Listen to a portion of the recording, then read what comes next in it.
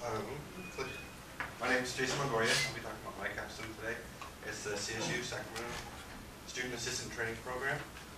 Currently, I'm the Information Technology Consultant at Sac State. Before there, I worked here at CSUMB for 6 years. Those are my two beautiful girls. Genevieve, the youngest, is just 3 months old. So she was my other capstone. Today I'll be talking about my problem statement, what I did to achieve, to fix the problem, what I achieved at the end. I'll give you a quick demo.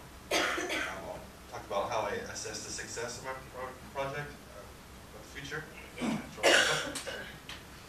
So when I first started at Sac State, it became apparent that the students lacked the understanding of what this, the programs and the information of the portal on what was in there and what they needed to use. They also didn't have guidelines on how to do some of the basic tasks, such as answer phone messages or send emails to other instructors. So what I did is I created the Hornets training guide, at Sac State for Hornets. One part was this online student handbook. It gave the students these the quick facts on here's how to answer the phone messages, here's how to send emails, here's how to climb up a ladder. And then I did the classroom portal training, which was an interactive program that told them all the different applications they had, all the information that was in the portal, and how to use it. I followed John Carroll's minimalist theory throughout the creation of the project. He has 4 guidelines on how to make create effective instruction. First being an action-oriented approach. I wanted to make sure that the students were engaged and they were actually working with the program and not just having information fed to them. I wanted to anchor the tool and task domain, meaning when you learn about Microsoft Excel, you don't open up Microsoft Word. You kind of need to be in a similar environment to learn about it. So I wanted to make sure the students had a feeling of a program, that they were in the portal when they were going through this program. I wanted to make sure that students could go where they wanted to go, but were also being led in the correct direction. One thing is you want to make sure that they're not feeling they're on rails going this way, but if they get off path, you have an error saying, hey, you know, that's not really what you want to do, come over here, this is where your application is. The other part is the support reading. It's kind of separate from the program, but it's to have reading materials and like quick hints, how-tos, different things that they can read outside the program so they have another place to go to get the information. Even though I followed this minimalist theory, it didn't make my project any smaller. I had 36 folders in the end with 400 files. All of them had like PHP, JavaScript, a little HTML, some Captivate videos, and then all of it is talking to a database that will track the user, their progress, it'll know who you are. So there was a lot of work that went into it. My achievements, well, the students now have a better understanding of the portal. They understand the programs, they understand the information that's in there. We're saving a lot of time on training in that I don't have to sit down with them and train them. I can give them this program. They can kind of do it on their own. The modules, they can do 1 or 2 at a time and then go back to work. There's actually job aids now for the students where there wasn't before. They have these things on, you know, here's how to check your phone messages, here's how to send an email. And I'm also finding that the problems are actually being solved more efficiently in that before the students would get the call and we'd go out to a classroom, well now they have these applications that can take control of the projectors and they know to use them and they know that they're there. Just take a quick look.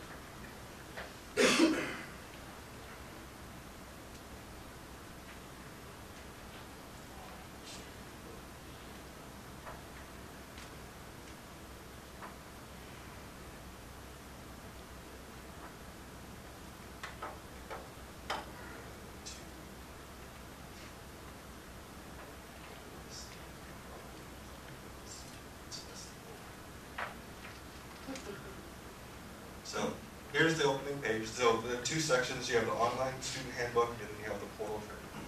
So in the handbook section, we have just the information that they need. Here's what you do when you start your shift. Here's how you check your voicemail.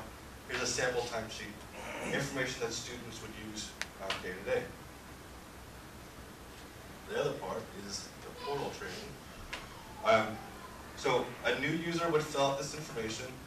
Existing students would go down as a returning student. When you're a new user, you get a first run video that kind of tells you about the whole portal. But to save a little time, I'll pick a returning student.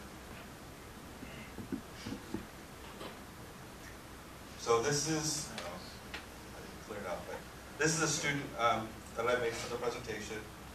This is their portal instance, and that none of the other students would see any of these notices or alerts or anything. It's kind of they can do what they want with this portal. These links up here would typically lead, let's see the laser, the links at the top typically would send you off to a website or an application, but now I have them sending to these quick reference guides. So here's Global Viewer, here's how you log in, here's like the 11 steps on how to use the program.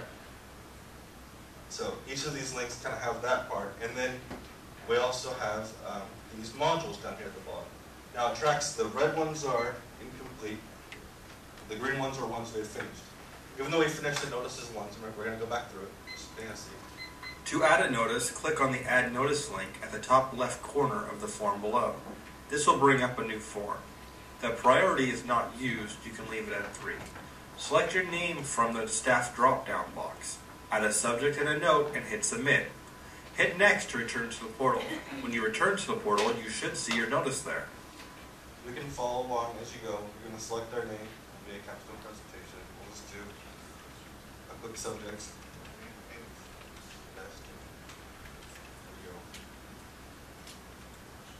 So when I submit this and I return back to the portal, you can see that my notice is there, so each student will see that.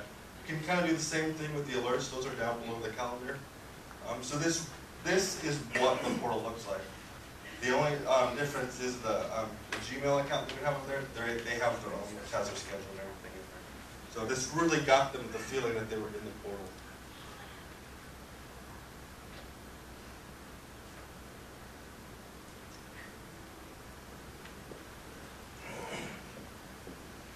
So how do I assess the success of this?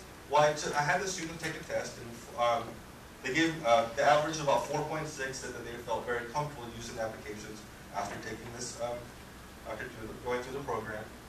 All of them could give me an example of how to use the applications once they were finished. And then I looked at the tickets, and they're being solved remotely, and they're getting closed like this. Everything leads that they've learned something. The future of this, Sue Collins, she's the other manager of the service desk. She's going to be taking care of the student handbook, and then I'll be taking care of the classroom portal, updating it, removing those as needed.